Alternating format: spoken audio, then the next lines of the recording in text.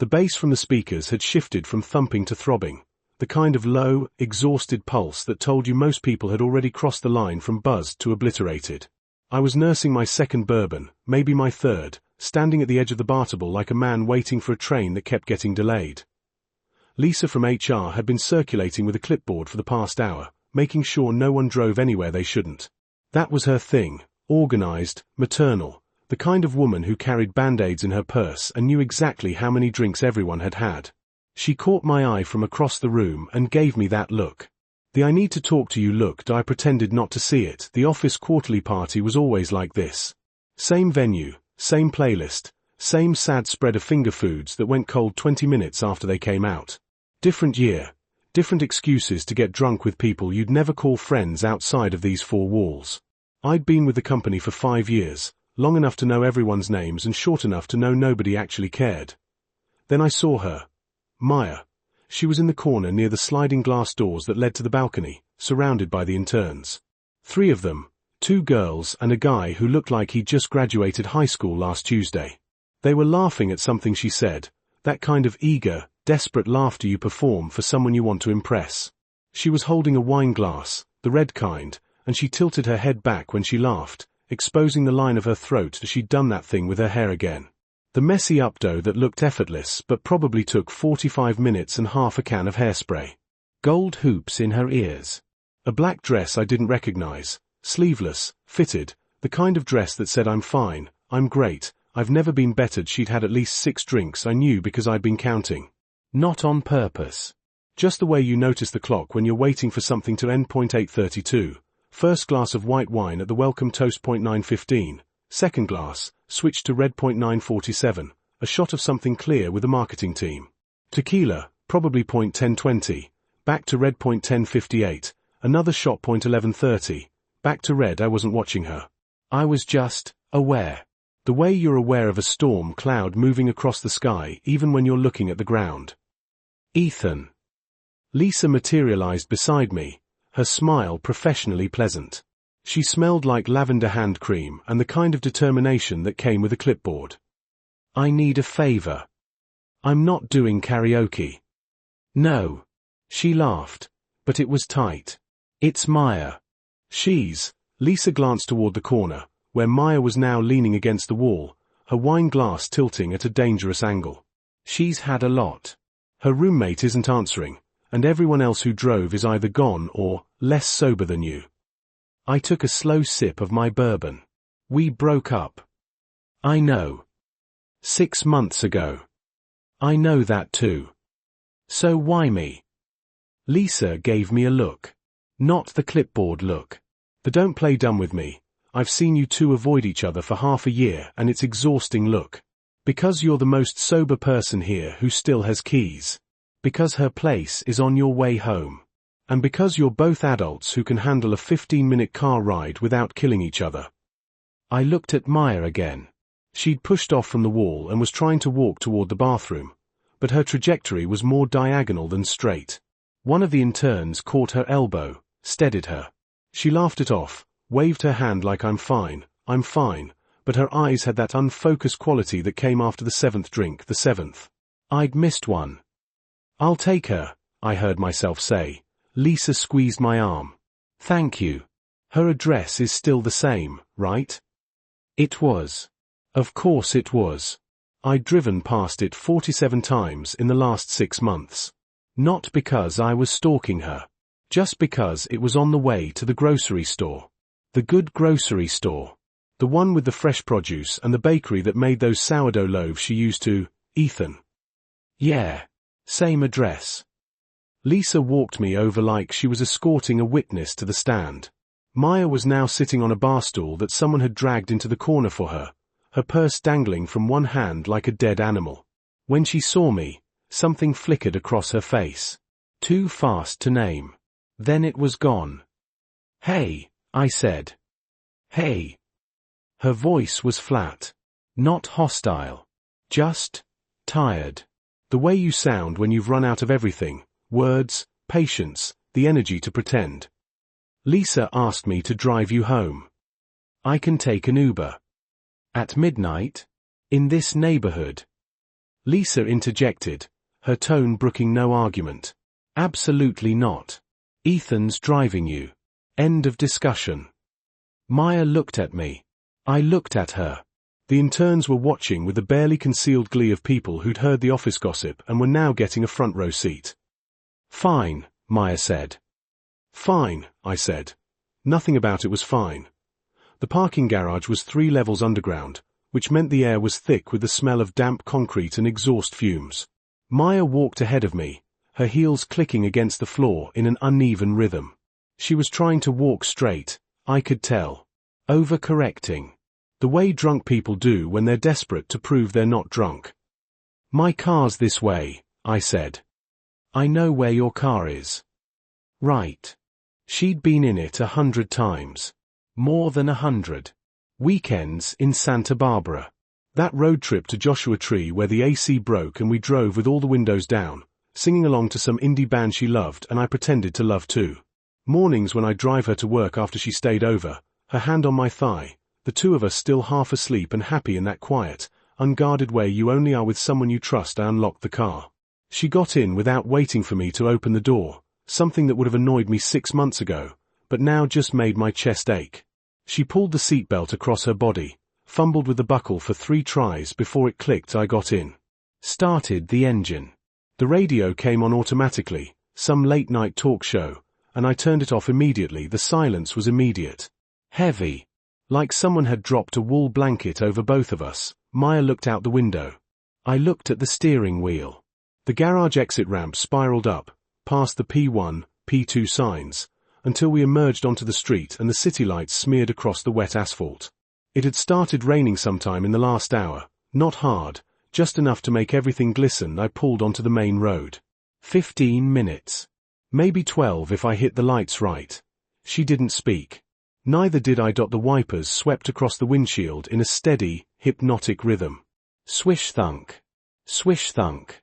The kind of sound that made you aware of how much noise there was when nobody was talking. The hum of the tires.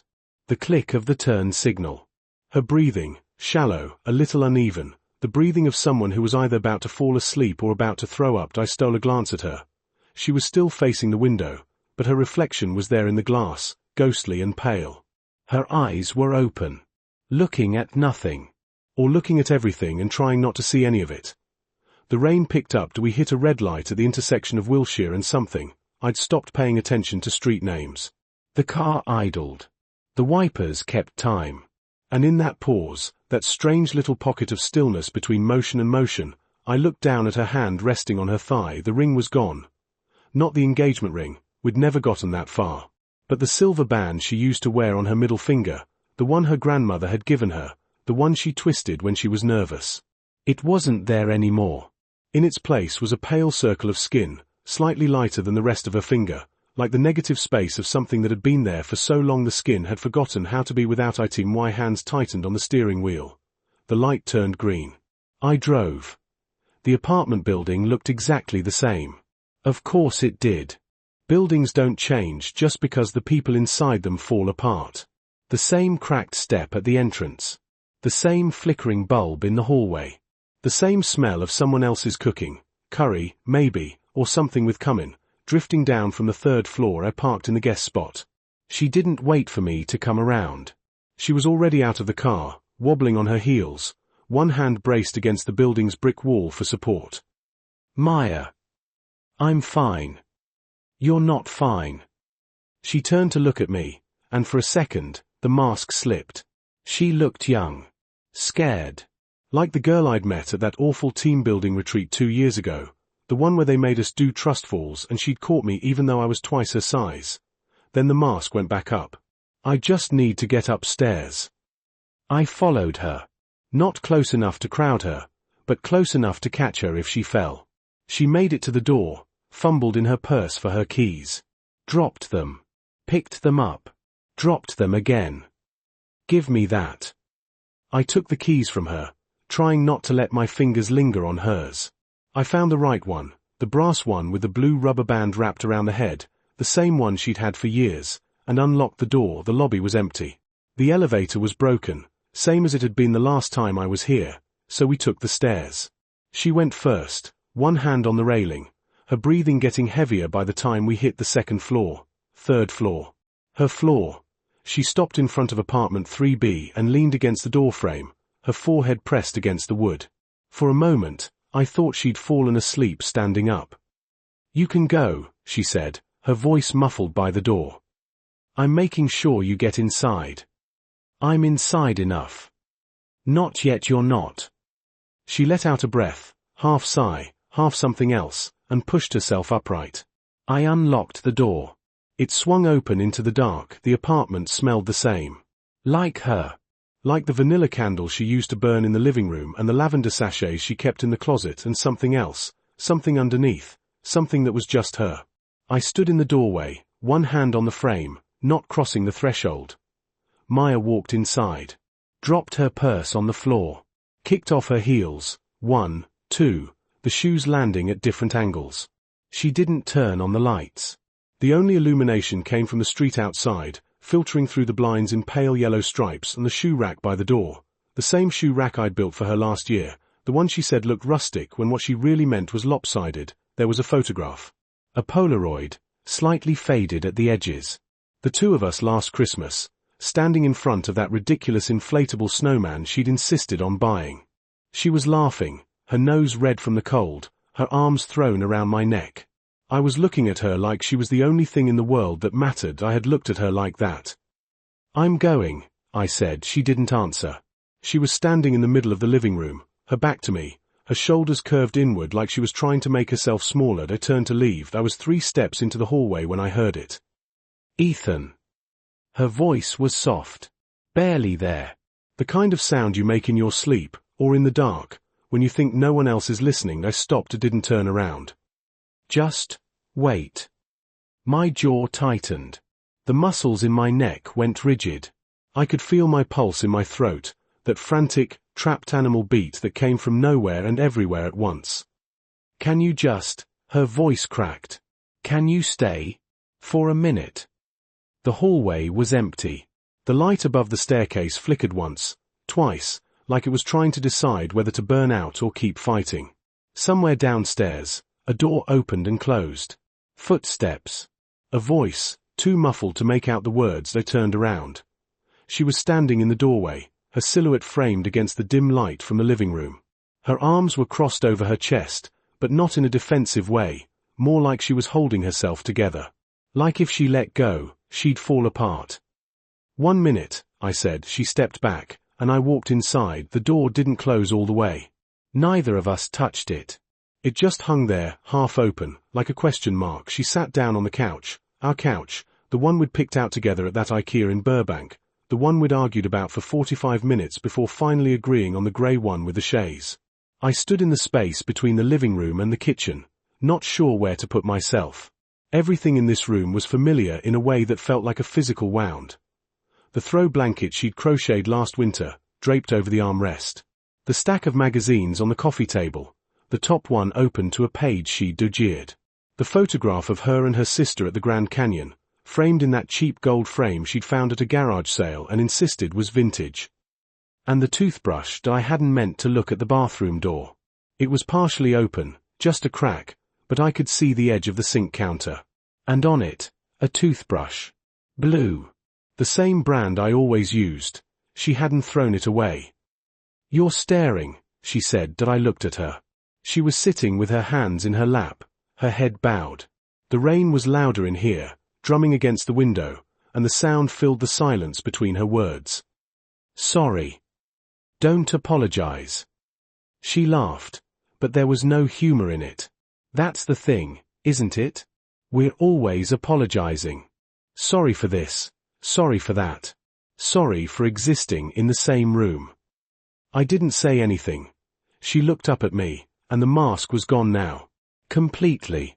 Her face was bare in the way that only happened when you were too tired to pretend anymore. Her mascara had smudged under her eyes, giving her the hollowed-out look of someone who'd been crying earlier. Or maybe she'd been crying all night. Maybe that was what the 6 drinks were for. "I hate you," she said. Her voice was flat. Matter of fact. Like she was telling me the weather. "I know." "No." She shook her head, slowly, like her neck hurt. You don't know. You don't know what it's like. You left.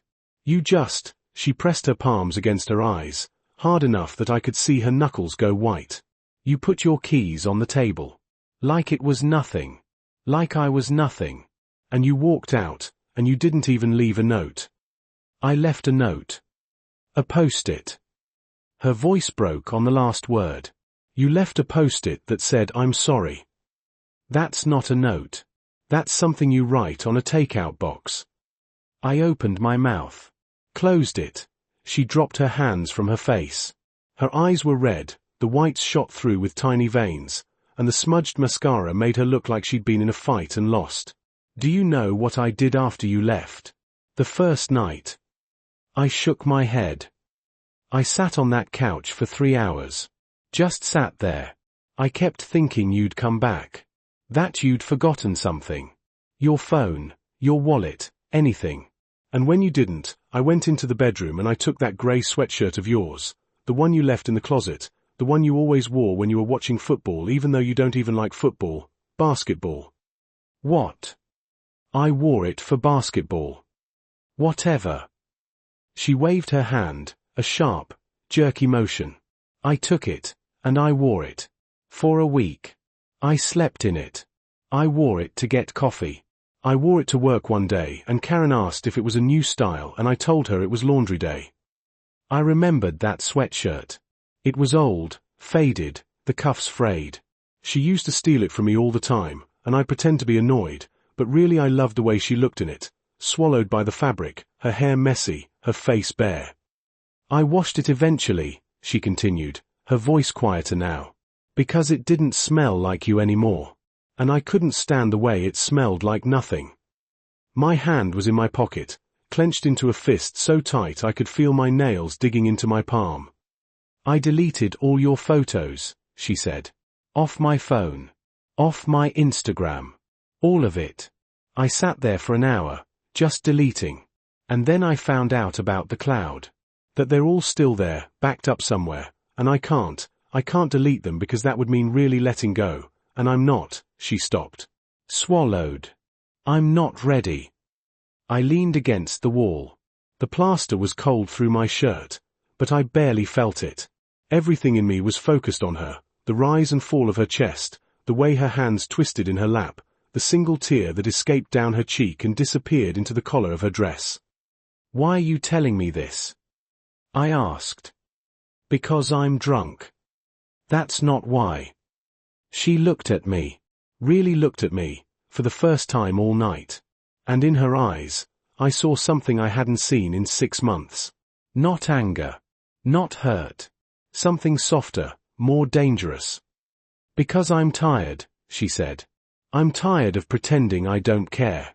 I'm tired of seeing you in the hallway at work and acting like you're a stranger. I'm tired of lying to everyone, to Lisa, to Karen, to my mom, and telling them I'm fine when I'm not. I'm tired of being fine. The rain hammered against the window. A gust of wind rattled the glass. Ethan. She said my name like it cost her something. When you left, did you ever think about me? Even once? I pushed off from the wall. Walked toward the couch. Sat down on the other end, as far from her as I could get while still being on the same piece of furniture. Every day, I said, the cushions sank under my weight, and for a moment, neither of us spoke. The space between us was maybe 2 feet, but it felt like an ocean. The kind of ocean you couldn't cross without drowning. Maya reached for the water glass on the coffee table. Her fingers closed around it, but her hand was shaking, and the glass tipped.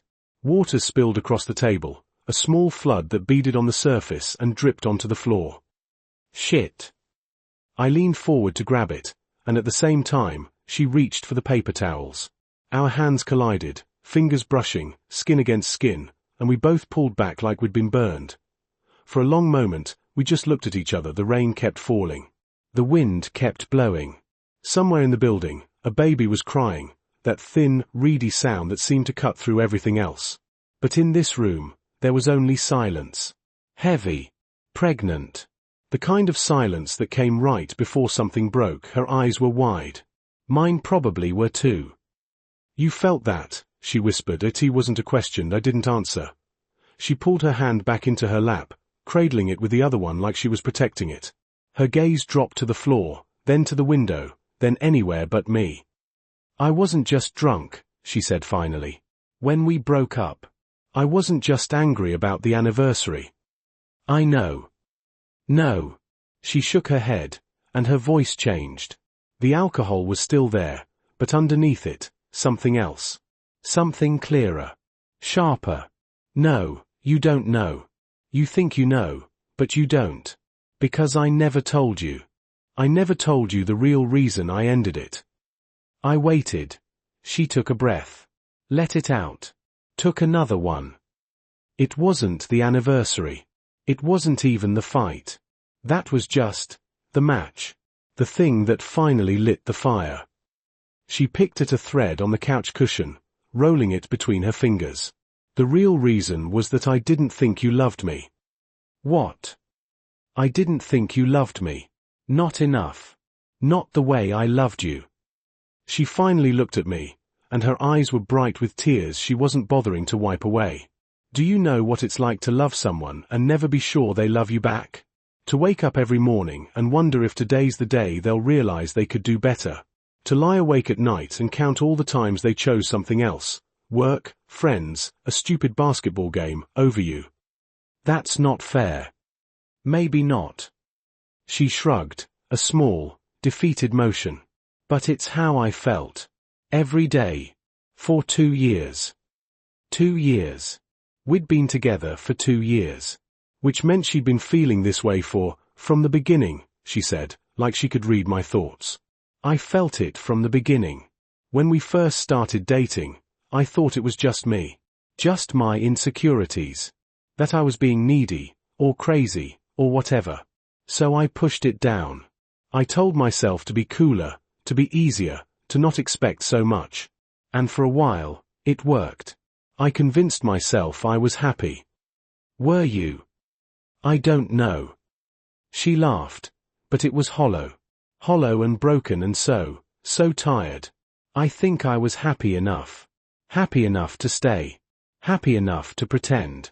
But then the anniversary happened, our 2-year anniversary, and you forgot. You just forgot. And I thought, if he can't remember the day we got together, what else is he forgetting? What else doesn't matter enough to hold on to? I remembered that day. I'd been in back-to-back meetings for 9 hours. My phone had died. By the time I got home, she was already in bed, facing the wall, and the takeout she'd ordered was cold on the counter. I tried to apologize. You tried. She cut me off. You said sorry. You bought me flowers the next day. You did all the right things. But you didn't understand. You didn't understand why I was crying. You thought it was about one dinner, one night. And it was never about that. It was about everything. All of it. The 1,000 small ways I felt invisible. I wanted to argue. I wanted to defend myself.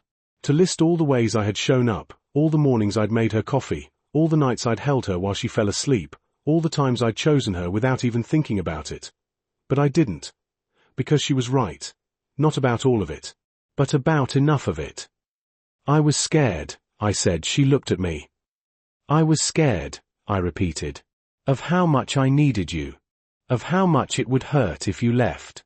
So I did this thing, this stupid, self-destructive thing, where I kept you at arm's length. Just enough distance to pretend I could survive without you. You couldn't. No. My voice cracked on the word. I couldn't. The confession hung in the air between us, fragile and terrifying. Like a soap bubble that would burst if either of us breathed too hard. Maya wiped her eyes with the back of her hand.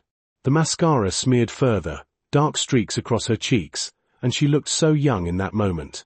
So vulnerable. Nothing like the polished, put-together creative director who pitched campaigns and led meetings and made everyone in the room feel like they were the only person who mattered. Do you know why I never said anything? She asked. Why I never told you how I was feeling? Why? Because I was scared too. She pulled her knees up to her chest, wrapping her arms around them. I was scared that if I told you I didn't feel loved enough, you'd prove me right. That you'd say, "You're right, I don't love you enough, I never did." And I couldn't handle that. I couldn't handle hearing it out loud. So you ended it first. Self-preservation. She smiled, but it didn't reach her eyes. Strike before you get struck. Leave before you get left. But I didn't want to leave. You did. I didn't. My voice was louder now, more insistent. I never wanted to leave. I stopped. Ran a hand through my hair.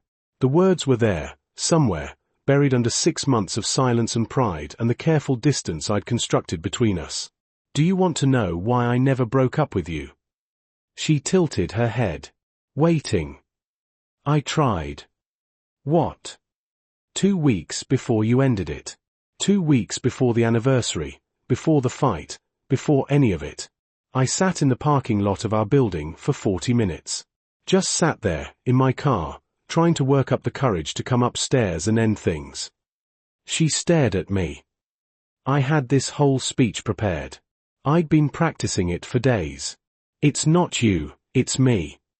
I think we want different things. All that bullshit. And I was so sure that it was the right thing to do.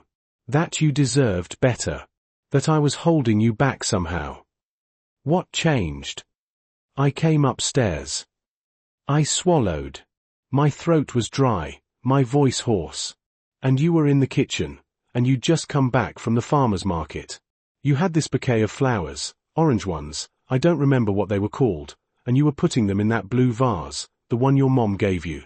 And you looked so happy, so peaceful. And I thought, I can't do this. I can't be the reason that face changes. Her lips parted. A small, soft sound escaped her. You remembered the flowers. I remember everything. She shook her head slowly, like she couldn't quite believe what she was hearing. The orange ones were marigolds. You hate marigolds. You said they smell like dirt. I said they smell like good dirt. You hate dirt. I hate bad dirt. A laugh bubbled up from somewhere inside her, surprised, involuntary, the kind of laugh that came out before you could stop it. And then she was crying again, tears streaming down her cheeks, but she was laughing too, and the sound was so familiar and so foreign at the same time that I felt something crack open in my chest. You're an idiot, she said. I know. A complete idiot. I know. We broke up because you were too much of an idiot to tell me you loved me. That's actually pretty accurate. She wiped her face with her sleeve. My sleeve, I realized. She was wearing my sweatshirt now, the grey one, the one she said she'd washed until it didn't smell like me anymore, but it still did, I could tell from here, and looked at me with red-rimmed eyes. I loved you so much, she said. She stopped. Bit her lip. I still do. The words landed like a punch to the sternum, and I don't know who moved first. Maybe it was me. Maybe it was her. Maybe we both leaned in at the same time, pulled by something stronger than gravity. All I know is that one moment there was 2 feet of space between us, and the next, her head was on my shoulder and my arm was around her and we were both crying. Not the quiet, dignified crying of funerals and movie theaters. The ugly kind. The kind where your face contorts and your breath comes in heaving gasps and you can't see anything because your eyes won't stop producing water. She sobbed into my chest, her fingers clutching the fabric of my shirt, and I held her like I should have held her 1,000 times before. Like she was something precious. Something irreplaceable. Something I'd almost lost and couldn't believe I'd been lucky enough to find again. I'm sorry, I said. I'm so sorry. I'm sorry I made you feel invisible. I'm sorry I wasn't braver. I'm sorry I didn't tell you every single day how much you meant to me. You should have, she said, her voice muffled by my shirt. You idiot.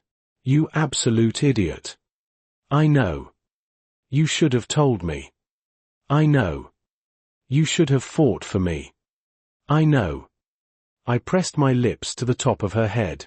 Her hair smelled like wine and rain and something else, something that was just her. I should have done a lot of things.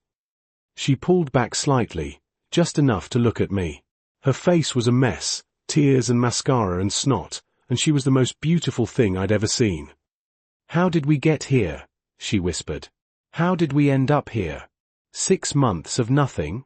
6 months of pretending we didn't care. We were scared." "That's not an excuse." "No." I shook my head. "It's not. It's an explanation, but it's not an excuse. We were scared, and we were stupid, and we were both so convinced that the other person didn't want us that we didn't even try." She rested her forehead against mine. Her breath was warm on my lips, sweet with wine and something else. "I thought about you every day. I thought about you too. I went on a date." Something cold slithered through my chest. "Yeah. 3 months ago. This guy from a dating app.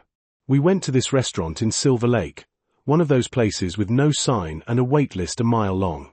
And he ordered for both of us, which, fine, whatever, but he ordered something with pine nuts. And you know I'm allergic to pine nuts." My arm tightened around her involuntarily. "What happened?" "I told him I couldn't eat it. And he got all weird about it. Like I was being difficult. Like it was my fault for having an allergy." She laughed, but it was bitter. "And all I could think about was how you never forgot. You'd check every menu, ask every waiter, carry an EpiPen in your backpack even though I told you I'd never needed one. You remembered. You always remembered." "Of course I remembered. That's the thing, though." She pulled back, looking at me with an intensity that made my breath catch. "It wasn't just the allergy. It was everything. You remembered that I don't like tomatoes on my sandwiches. You remembered that I'm afraid of spiders, but I'll pretend I'm not. You remembered that I cry at those ASPCA commercials with the sad dogs. You remembered all of it. But you never told me you loved me. Not in a way that I could hear. I'm telling you now." She searched my face, her eyes moving back and forth like she was reading a book she'd read before but couldn't quite remember the ending of. "I love you," I said. "I loved you then. I love you now. I never stopped. Not for 1 day.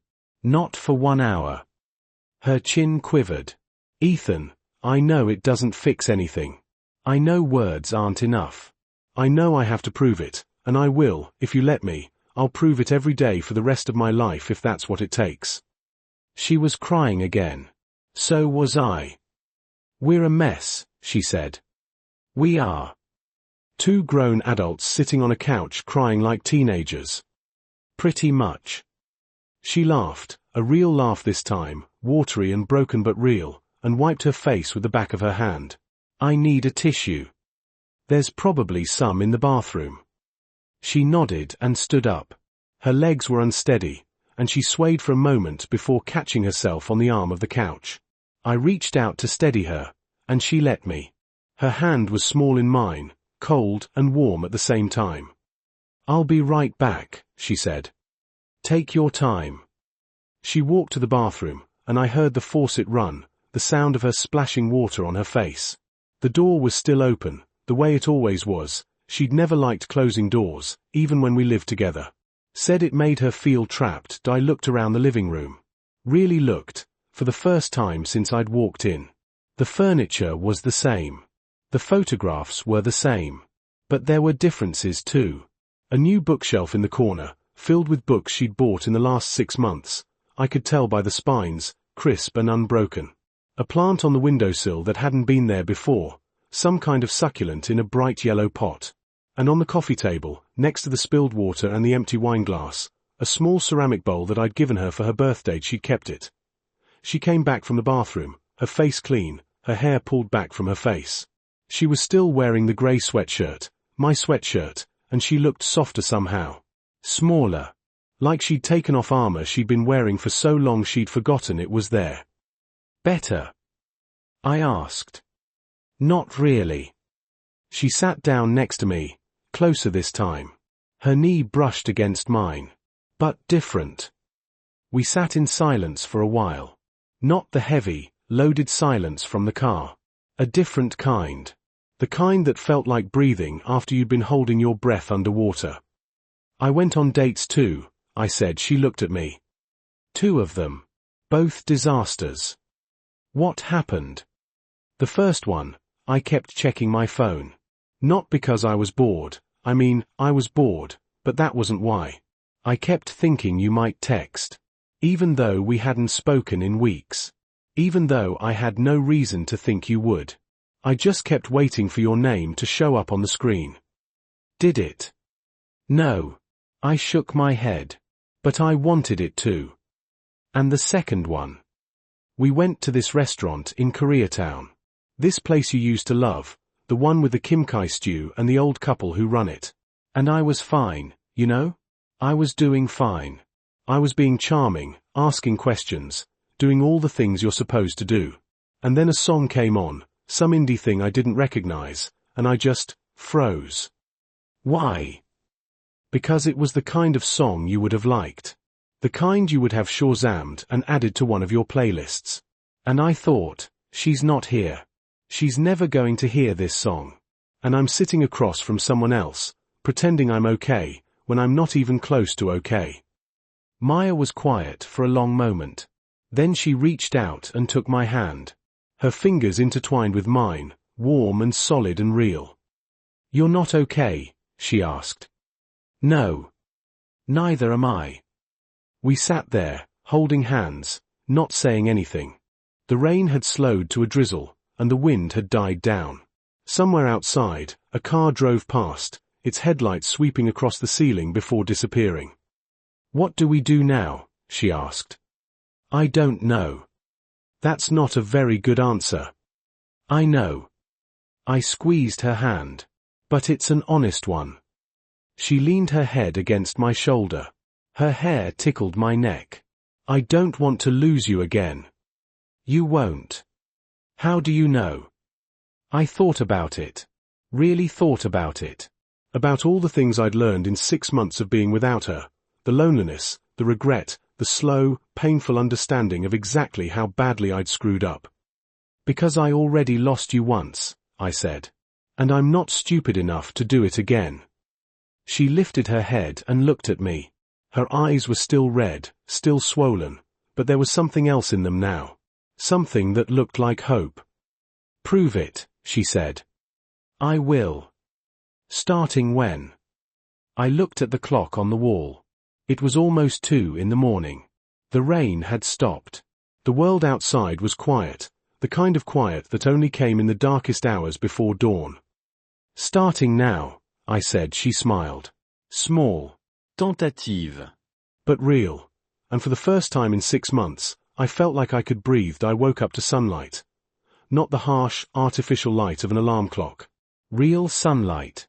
The kind that came through windows and painted everything in shades of gold and amber. It took me a moment to remember where I was. The couch, the throw blanket tangled around my legs, the crick in my neck from sleeping at an awkward angle. And then I felt her. Maya was curled up against my side, her head on my chest, her hair spread across my shoulder like a dark river. She was still wearing the grey sweatshirt, and one of her hands was tucked under my shirt, palm flat against my stomach, warm and steady. She was asleep. Her breathing was slow and even, her lips slightly parted.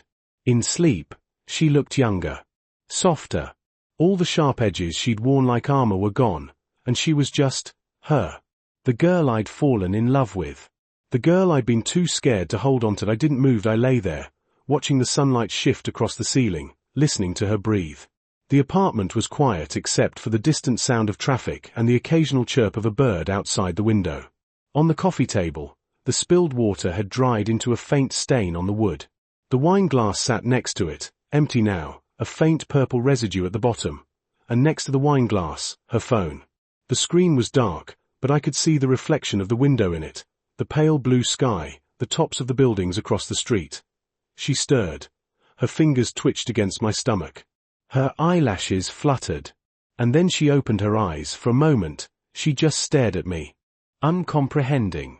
Like she was trying to place my face, trying to figure out why I was in her apartment, on her couch, with her head on my chest. Then memory returned, her eyes widened. She sat up so fast she nearly fell off the couch, her hand flying to her mouth.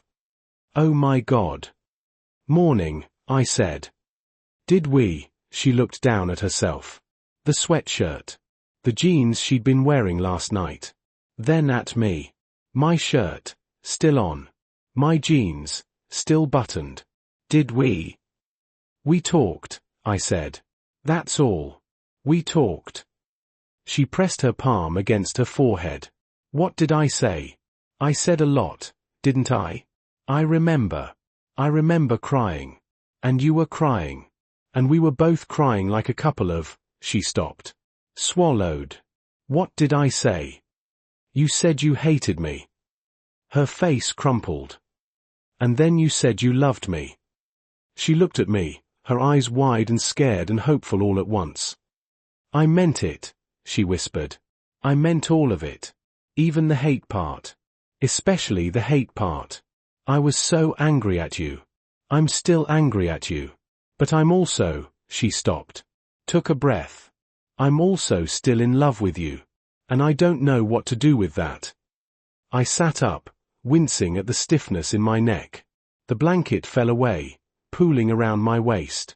The morning light made everything look different, softer, kinder, like the world was giving us a second chance. Get dressed, I said. What? Get dressed. Take a shower. Put on something comfortable. And then come back out here, and we'll figure it out. She stared at me for a long moment. Then she nodded slowly, pushed herself off the couch, and walked to the bathroom.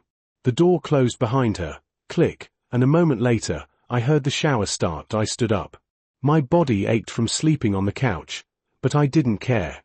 I walked to the kitchen, the same kitchen I'd cooked in 100 times, the same cabinets I'd opened and closed, the same counter where we'd sat and eaten breakfast on lazy Sunday mornings, found the coffee in the freezer, right where she'd always kept it. The French press was in the cabinet above the stove. The mugs were in the same spot too, the mismatched collection we'd accumulated over 2 years, including the ugly one her sister had given her for Christmas, the one that said "World's Okayest Sister" in Comic Sans and made the coffee.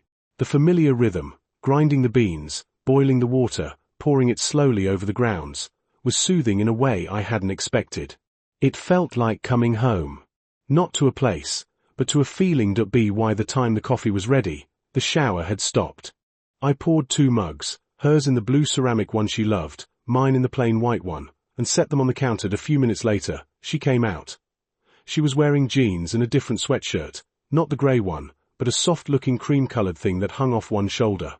Her hair was damp, slicked back from her face, and she wasn't wearing any makeup.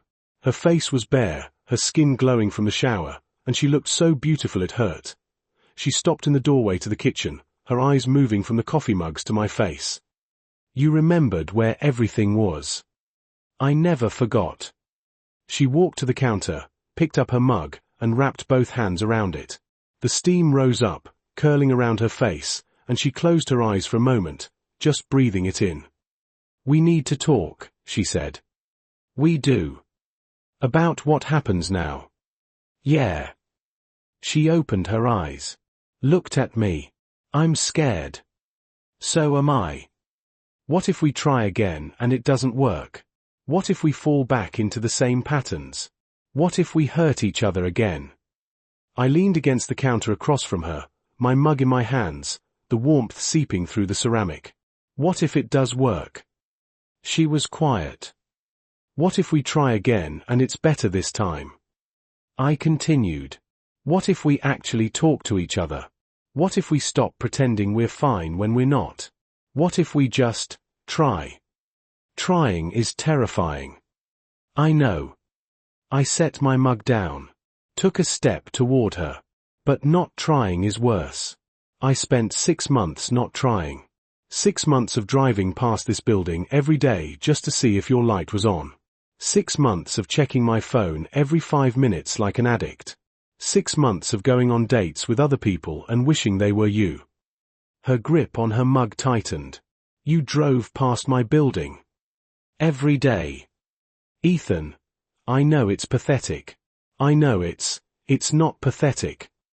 She set her mug down too. Took a step toward me.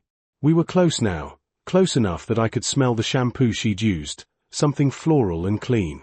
It's the most romantic thing anyone's ever done for me. It's not romantic. It's obsessive. Same thing, different font. I laughed. She laughed too, and the sound filled the kitchen, bouncing off the cabinets and the refrigerator and the ugly yellow pot on the windowsill. I don't know what happens next, I said. But I know what I want. What do you want? I want to stay. Not just today. Not just for coffee. I want to stay, and I want to try, and I want to stop being afraid of how much I need you. She looked at me for a long time. The morning light was brighter now, filling the kitchen with gold. Dust motes danced in the air between us, tiny and insignificant and beautiful. Okay, she said. Okay. Okay. She reached out and took my hand. Her fingers were warm, slightly damp from the shower, and they fit against mine like they'd never left. Stay. We didn't kiss. Not then. Not in that moment. It would have been too easy, too simple, the kind of movie ending that wrapped everything up in a neat little bow.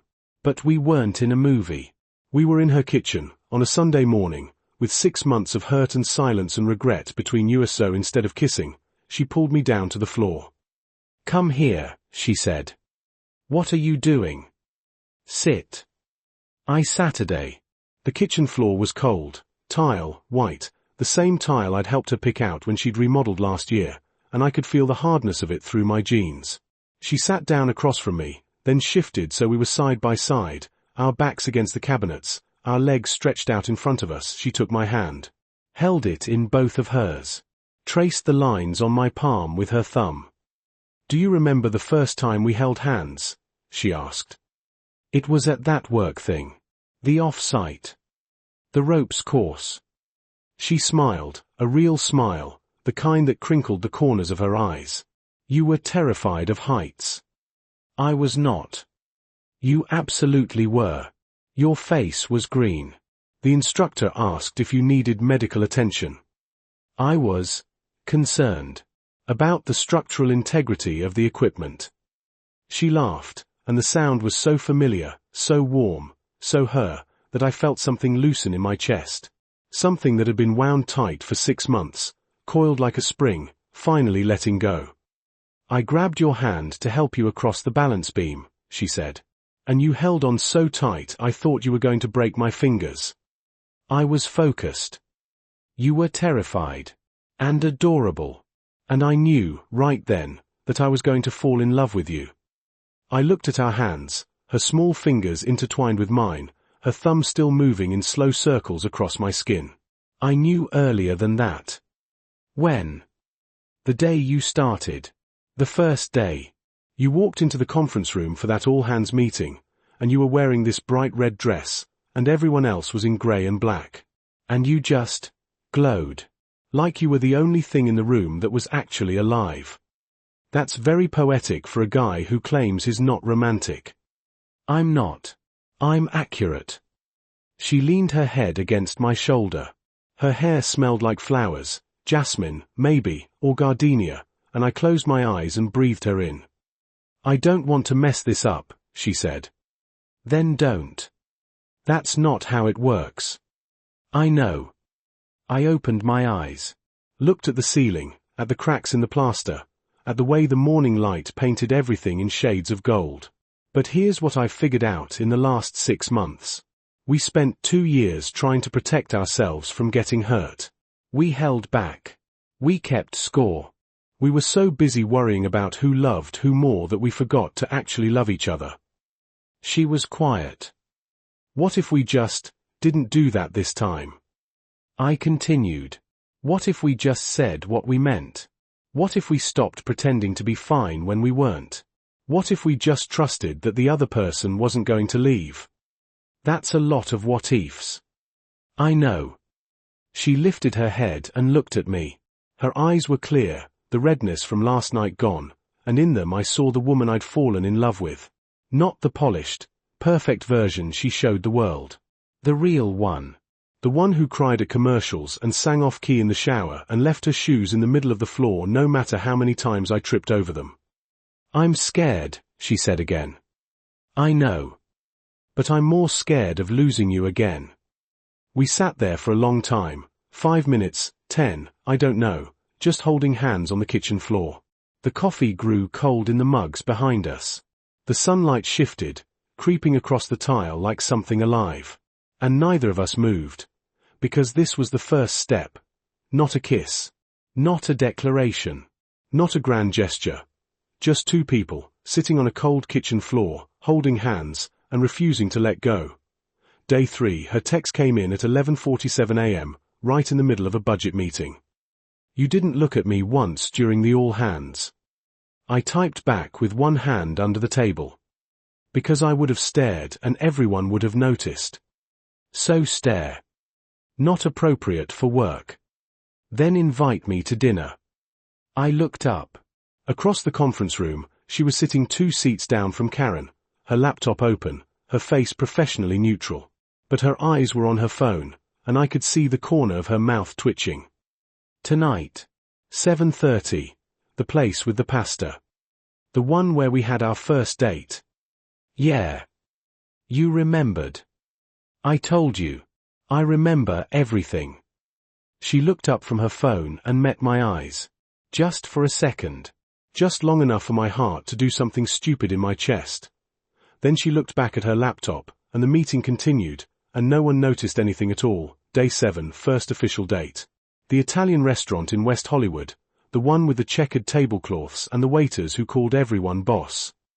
I got there 20 minutes early. She got there 15 minutes late, which was exactly on time for her. She'd changed 3 times. I knew because she texted me photos of each outfit, the black dress, the green blouse, the floral sundress, with panicked captions like "This makes me look like a substitute teacher and this is too much, right? And why is this so hard? We've literally seen each other naked." I'd changed 3 times too. I didn't text her photos because I have some dignity, but I did stand in front of my closet for 30 minutes like a teenager going to prom. She wore the green blouse, I wore the blue button-down she'd always liked. "You look nice," she said when she sat down. "You look better than nice." Flirt. Honest.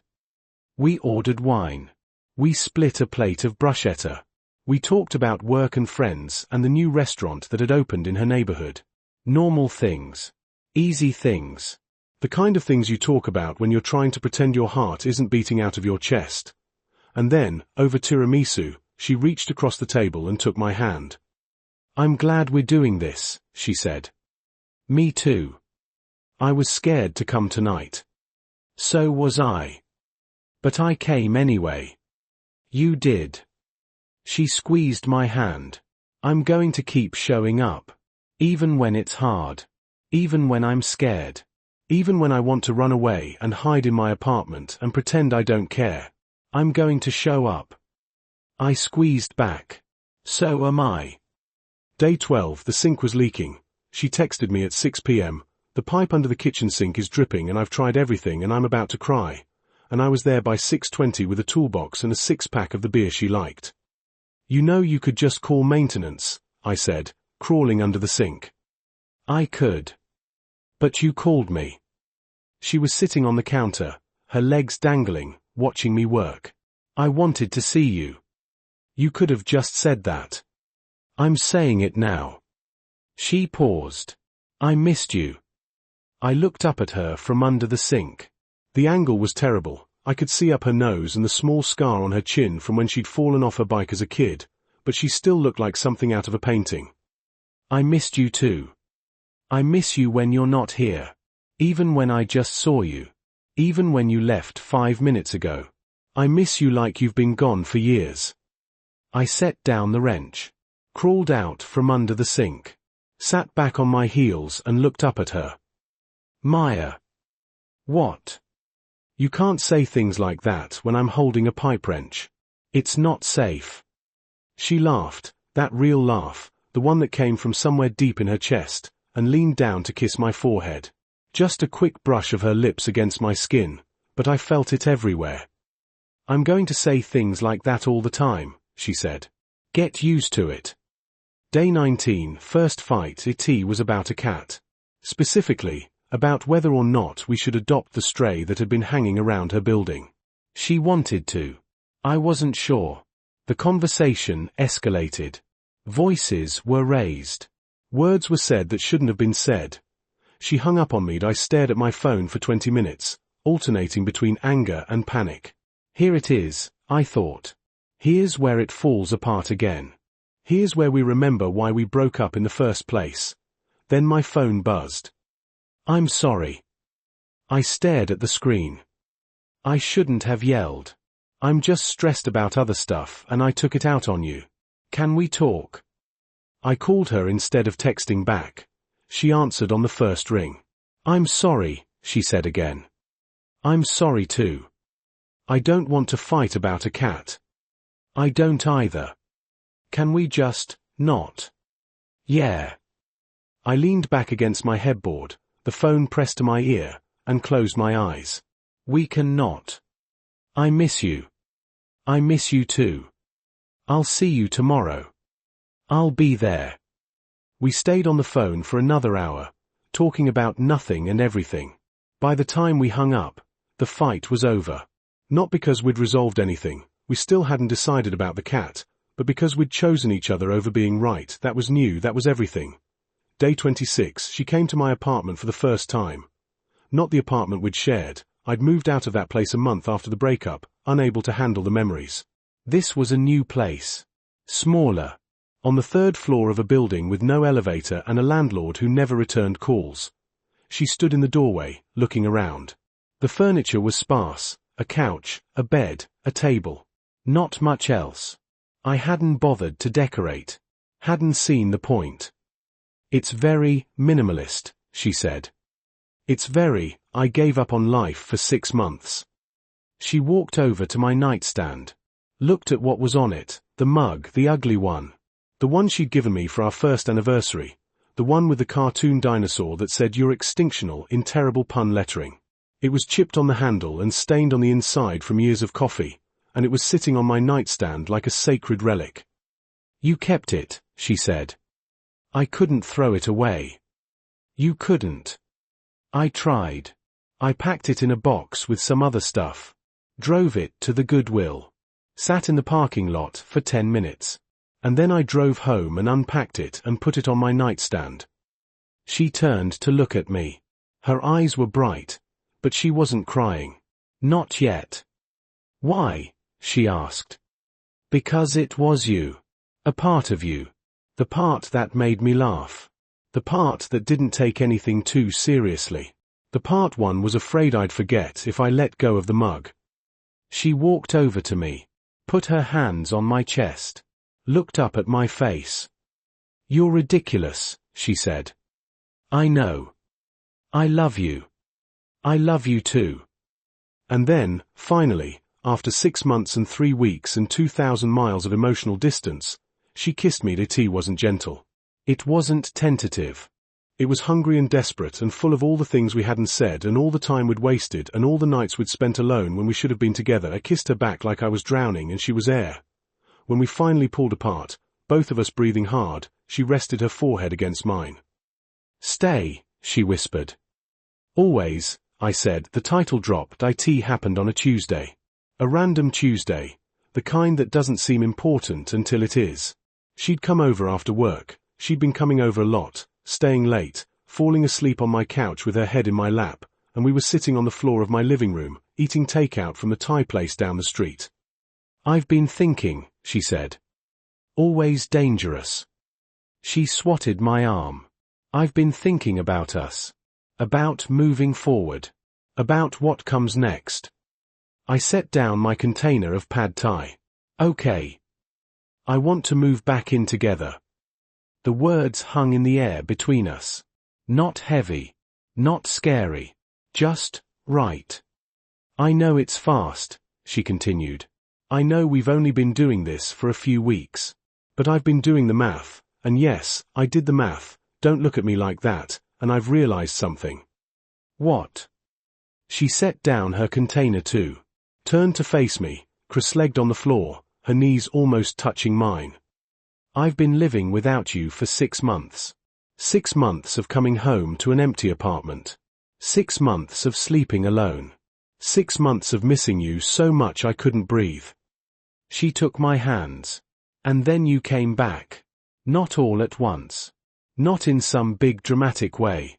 But slowly, piece by piece. A text here. A phone call there. A night on the couch. A morning in the kitchen. And every time you came back, I thought, this is where I belong.